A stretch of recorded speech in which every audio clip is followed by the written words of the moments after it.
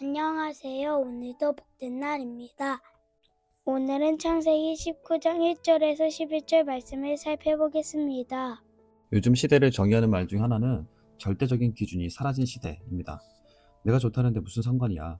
그건 내 생각이고 내 권리를 침해하지 말아라 라는 말이 모든 도덕적 판단보다 앞섭니다. 선과 악의 구분보다는 나의 욕망과 만족이 기준이 된 세상입니다. 오늘 본문이 보여주는 소돔의 모습은 바로 그 욕망의 끝을 보여줍니다. 낯선 나그네를 향해 폭력을 정당화하고 그것을 집단적인 권리처럼 행사하는 소돔 사람들의 모습은 소름 끼칠 정도로 당당합니다.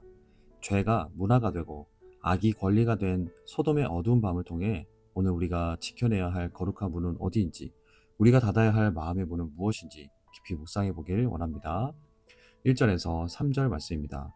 저녁 때에 그 두 천사가 소돔에 이르니 마침 롯이 소돔 성문에 앉아 있다가 그들을 보고 일어나 영접하고 땅에 엎드려 절하며 이르되 내 주여 돌이켜 종의 집으로 들어와 발을 씻고 주무시고 일찍 일어나 갈 길을 가소서. 그들이 이르되 아니라 우리가 거리에서 밤을 새우리라. 롯이 간청하매 그제서야 돌이켜 그 집으로 들어오는지라. 롯이 그들을 위하여 식탁을 베풀고 무교병을 구우니 그들이 먹으니라. 하나님과 두 천사가 아브라함을 찾아갔을 때는 날이 뜨거울 때였습니다. 반면 롯을 찾아 소돔에 도착했을 때는 저녁이었습니다. 죄악이 가득한 소돔의 상황을 알려주려 저녁이란 시간에 집중합니다. 롯은 성문에 앉아 있었습니다. 보통 성문은 공적인 공간입니다. 재판, 거래, 권력이 작동하는 자리입니다. 롯은 소돔 사회의 일원이 되어 있다는 것을 말해줍니다. 처음 롯은 요단의 풍요를 보고 떠났습니다. 하지만 이제는 그 성문에 앉아 있습니다.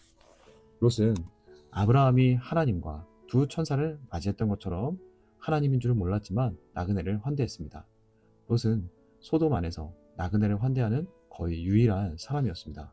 그런데 롯의 행동은 아브라함의 행동과 조금 다릅니다. 간청함의 원어적 의미는 억지로 데려간 것입니다.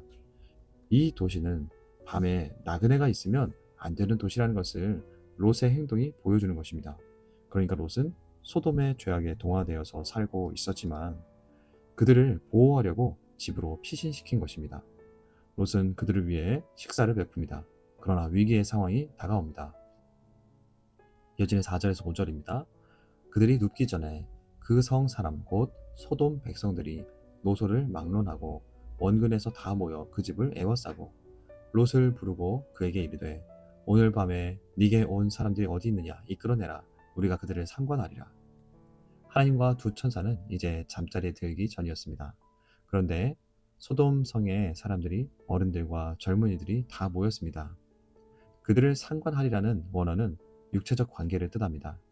나그네를 약자로 보며 환대하지 않고 폭력을 일삼고 짓밟는 사회의 단면을 그대로 보여줍니다. 롯은 이들을 지키기 위해 결혼하지 않은 딸들을 내어주려고 하며 나그네를 지키려 합니다. 이어지는 6절에서 8절까지 말씀입니다. 롯이 문 밖에 무리에게로 나가서 뒤로 문을 닫고 이르되 청하노니 내 형제들아 이런 악을 행하지 말라. 내게 남자를 가까이 하지 아니한 두 딸이 있노라. 청하건대 내가 그들을 너희에게로 이끌어내리니 너희 눈에 좋을 대로 그들에게 행하고 이 사람들은 내 집에 들어왔은즉 이 사람들에게는 아무 일도 저지르지 말라. 롯의 대응에 대해 오늘날 우리로서는 이해할 수가 없습니다. 당시 고대 사회에서 손님을 집에 들이면 모든 책임을 다해 지키기 때문입니다. 하지만 아무리 그렇다고 하더라도 성경은 롯이 어쩔 수 없이 행했다고 말하지 않습니다. 오히려 롯의 가치관이 소돔의 죄악 속에 얼마나 오염되었는지를 보여줍니다. 나그네를 보호하겠다는 의도는 좋았으나 그 방법은 하나님의 정의와는 거리가 멀었습니다. 성경은 롯이나 소돔 사회가 이 정도까지 붕괴됐다는 것을 말씀해 주는 것입니다. 세상과 적당히 타협하며 살아온 롯의 영적 무력함이 드러나는 대목입니다. 소돔 사람들은 그런 롯을 비웃으며 그를 밀치고 문을 부수려 합니다. 이어지는 9절입니다. 그들이 이르되 너는 물러나라. 또 이르되 이자가 들어와서 거류하면서 우리의 법관이 되려 하는도다. 이제 우리가 그들보다 너를 더 헤아리라 하고 롯을 밀치며 가까이 가서 그 문을 부수려고 하는지라. 소돔 사람들은 롯에게 외부에서 온 너가 우리를 심판하려 드느냐? 네가 뭔데 우리의 행동을 재단하려 하느냐? 라는 것입니다. 이 도스는 더 이상 옳고 그름을 받아들이지 않는 곳이라는 뜻입니다. 롯은 더 이상 보호받는 시민이 아닙니다. 거슬리는 존재가 되었습니다. 결국 천사들이 개입합니다. 10절과 11절입니다. 그 사람들이 손을 내밀어 롯을 집으로 끌어들이고 문을 닫고 문 밖에 무리를 대소를 막론하고 그 눈을 어둡게 하니 그들이 문을 찾느라고 헤매었더라. 그 사람들은 천사들입니다. 천사들은 롯을 집 안으로 끌어들이고 문을 닫아버립니다. 그리고 롯의 집 앞에 있던 소돔 사람들의 눈을 멀게 합니다. 육신의 정욕에 눈이 멀었던 그들은 이제 물리적인 시력까지 잃게 됩니다.